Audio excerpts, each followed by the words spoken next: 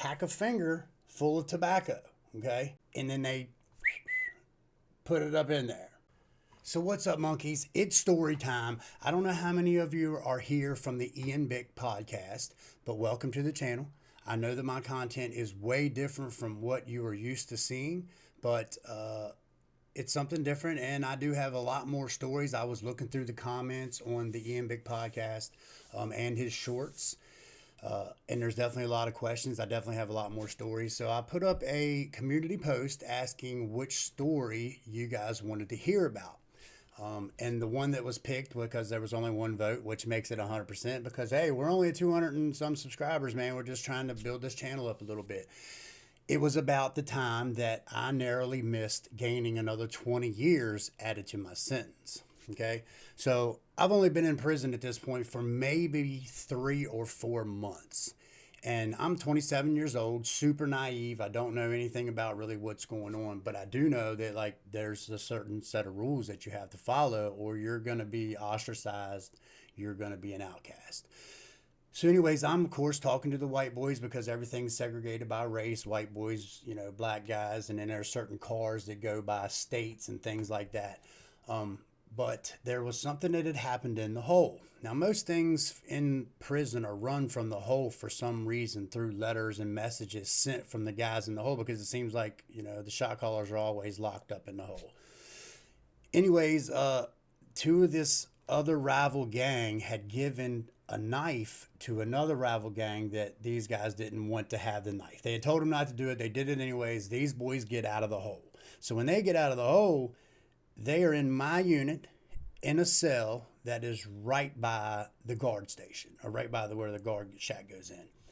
So these guys want to come into the unit. They want to be able to jump these guys the next morning at breakfast call. So they're not in my unit. I'm the one in my unit. We all go to breakfast call, and these two guys come into my unit with me so that they can hide in my cell so that they can get to these two boys. Now, another part of the whole story is this guy knows he's going to the hole once he jumps these guys, and they want to take tobacco to the hole with him. So what they did is they take a rubber glove and they pack a finger full of tobacco, okay? And then they tie it off, and then they put it up in there. Yes, and then when they take this to the hole, they pull it out, and they sell the tobacco for 10 times the price it is on the yard, because you can't have tobacco in the hole. So now we're there, and he has to shit, bro. He's got bubble guts. Like, you're nervous. He's getting ready to get into this fight. You don't know what's going to happen, and he has to shit. So he takes a shit in the cell. He's shitting behind us in the cell, bro, and we're looking out the door to see where these guys are and if they're coming around so they can get them. Anyways, he gets done shitting, and now he really doesn't want to do this because, his whole thing was going to the hole for 2 reasons. One was to get the boys what they were supposed to do, but also to take the tobacco down there to the fellas that were in the hole, that were part of their crew. And now he couldn't do that. So boom, everything's off. So everybody goes back, the regular day goes on, we go to the yard, we do everything like normal, and then the next day comes and I am on work call. So I got a work call for Unicor, which starts early in the morning before they could even get into the unit. So boom, I'm at Unicor now. I'm not even in this anymore at this point because I'm at work call. So they get another guy that's in my unit that's only been there for a couple months or whatever to fill my spot.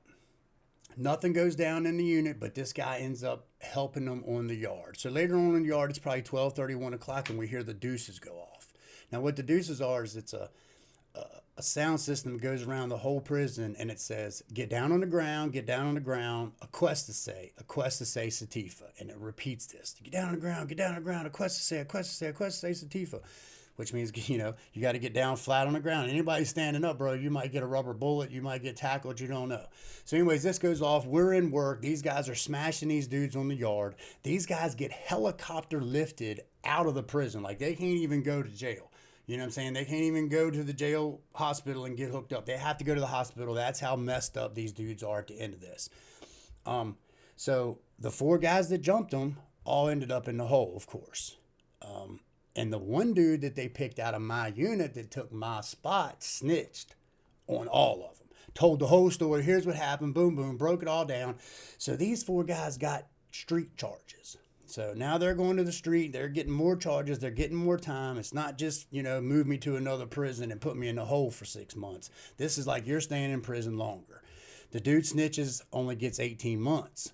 But the other boys, one of them ended up with 3 years. One of them ended up with 9 years. And the other one ended up with like 12.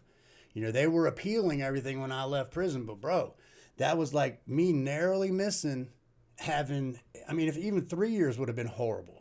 You know what I mean? But another 10, oh, that just would have been sickening, man.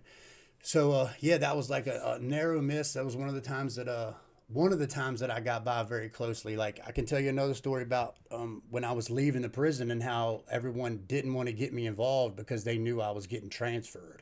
If you want to hear about that story, dude, hit me in the comments, drop a like, whatever it is that you want to hear about. Let me know if you got any questions, dude. I'm happy to answer. I'm happy to tell these stories. I'm trying to grow this channel, so I appreciate all the support.